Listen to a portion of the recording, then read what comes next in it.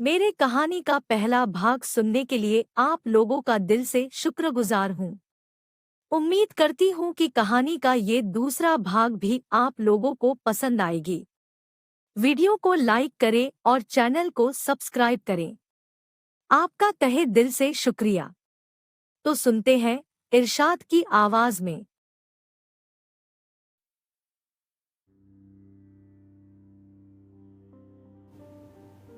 अरुण 48 बरस के बाद लौट के आया है। उसके बेटे उसके साथ हैं। उसकी बीवी मर चुकी है, लेकिन उसके बेटों की बीवियां और उनके बच्चे उसके साथ हैं। और वह लोग सैर करते करते उसी झील के किनारे आ निकले हैं। दिन का उजाला ख़त्म हो गया है और शाम हो गई है। अरुण देर तक पुल के किनारे खड़ा बादामों की पेड़ों की कतारें देखता जाता है। पगडंडी की खाक पर से किसी के जाने पहचाने कदमों की आवाज़ सुनाई देती है। एक हसीन लड़की हाथों में छोटी सी पोटली दबाए पुल पर से भागती हुई गुजर जाती है और अरुण का दिल धक से रह जाता है। दूर बस्ती में कोई बीवी अपने पति को आवाज़ दे रही है। वो उसे खाने पर बुला रही है। कहीं से एक दरवाज़ा बंद होने की आवाज़ आती है और एक रोता हुआ बच्चा यकायक चुप हो जाता है। छतों से धुआं निकल रहा है और परिंदे शोर मचाते हुए एकदम दरख्तों की घनी शाखों में अपने पर फड़फड़ाते हैं और फिर एकदम चुप हो जाते हैं। अरुण पुल को पार करके आगे बढ़ता है। अरुण के बेटे और उनकी बीवियां और बच्चे उसके पीछे आ रहे हैं।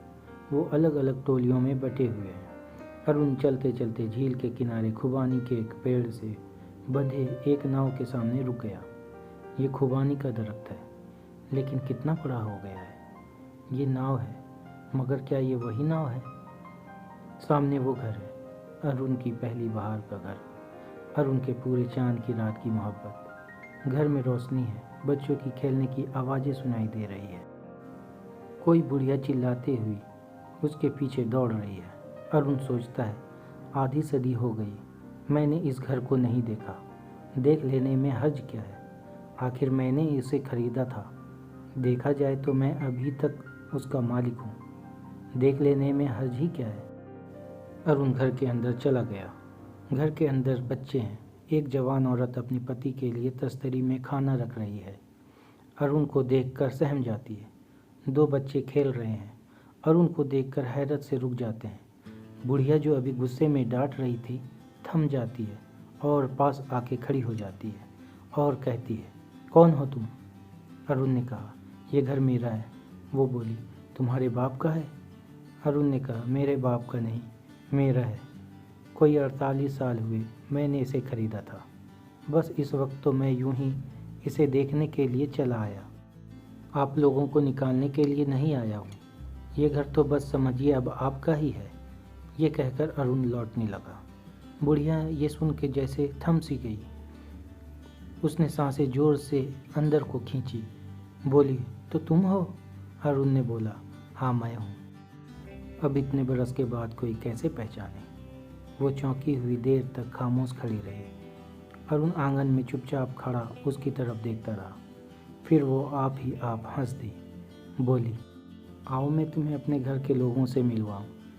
देखो ये मेरा बड़ा बेटा है, ये इससे छोटा है, ये बड़े बेटे की बीवी, ये मेरा बड़ा पोता। सलाम करो बेटा। ये पोती, ये मेरे पति हैं। उसे जगाना नहीं, परसों से बुखार आ रहा है, सोने दो उसे। वो बोली, तुम्हारी क्या खातिर करूं? अरुण दीवार पर खूंटी से टंगे हुए मकई के भुट्टों को देखा। सेके हुए भुट्टे, सुनहरे मोतियों के से सफाफ दाने। दोनों मुस्कुरा दिए। वो बोली, मेरे तो बहुत सारे दांत झड़ चुके हैं, जो हैं भी वो काम के नहीं। अरुण ने कहा, यही हाल मेरा भी है, भुट्टा ना खा सकूंगा। अरुण को घर के अंदर घुसते देखकर अरुण के घर के लोग भी अंदर चले आए थे। अब खूब गहमा गहमी थी। बच्चे एक दूसरे से बहुत जल्द मिलजुल गए। दोनों आहिस्ता आहिस्ता बाहर चले आए। आहिस्ता आहिस्ता झील के किनारे चलते गए। वो बोली, मैंने 6 बरस तुम्हारा इंतज़ार किया, तुम उस रोज़ क्यों नहीं आए? अरुण ने कहा, मैं आया था, मगर तुम्हें किसी दूसरे नौजवान के साथ देखकर वापस चला गया था। क्या कहते हो? वो बोली, हाँ तुम उसके साथ खाना खा रही थी। एक ही तस्तरी में, और वो तुम्हारे मुंह में और तुम उसके मुंह में लुक़्मे डाल रही थी। वो एकदम चुप हो गई, फिर ज़ोर ज़ोर से हंसने लगी। अरुण ने हैरान होकर पूछा, क्या हुआ? वो बोली, अरे वो तो मेरा सगा भाई था। वो फिर ज़ोर ज़ोर से हंसने लगी। वो मुझसे मिलने आया था, उसी रोज़ तुम भी आने वाले थे। वो वापस जा रहा था, मैंने उसे रोक लिया कि तुमसे मिल के जाए, पर तुम फिर आए ही नहीं। फिर वो एकदम संजीदा हो गई। 6 बरस मैंने तुम्हारा इंतज़ार किया। तुम्हारे जाने के बाद मुझे खुदा ने बेटा दिया, तुम्हारा बेटा। मगर 1 साल बाद वो भी मर गया। 4 साल और मैंने तुम्हारी राह देखी, तुम नहीं आए। फिर मैंने शादी कर ली। 2 बच्चे बाहर निकल आए। खेलते खेलते एक बच्चा दूसरी बच्ची को मकई के भुट्टे खिला रहा था। उसने कहा, वो मेरा पोता है। अरुण ने कहा, वो मेरी पोती है। वो दोनों बच्चे भागते भागते झील के किनारे दूर तक चले गए। दोनों देर तक उन्हें देखते रहे। वो अरुण के करीब आ गई, बोली, आज तुम आए हो तो मुझे अच्छा लग रहा है। मैंने अपनी ज़िंदगी बना ली है, इसकी सारी खुशियाँ और गम देखे हैं। मेरा हरा भरा घर है और आज तुम भी आए हो, मुझे ज़रा भी बुरा नहीं लग रहा। अरुण ने कहा, यही हाल मेरा है। सोचता था कि ज़िंदगी भर तुम्हें नहीं मिलूँगा, इसीलिए इतने बरस इधर कभी नहीं आया। अब आया हूँ तो ज़रा भी बुरा नहीं लग रहा। फिर दोनों चुप हो गए।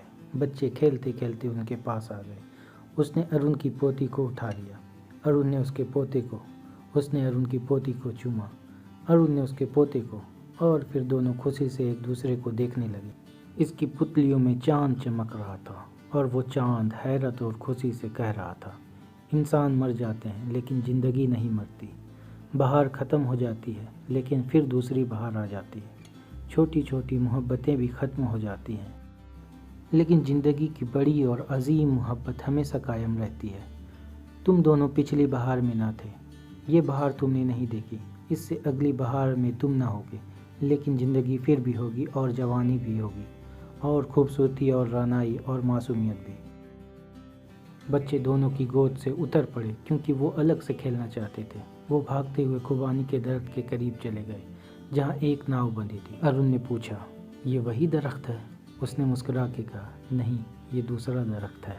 दोस्तों, अगर कहानी पसंद आई हो तो प्लीज़ वीडियो को लाइक करें और चैनल को सब्सक्राइब करें। मिलते हैं एक और नई कहानी के साथ।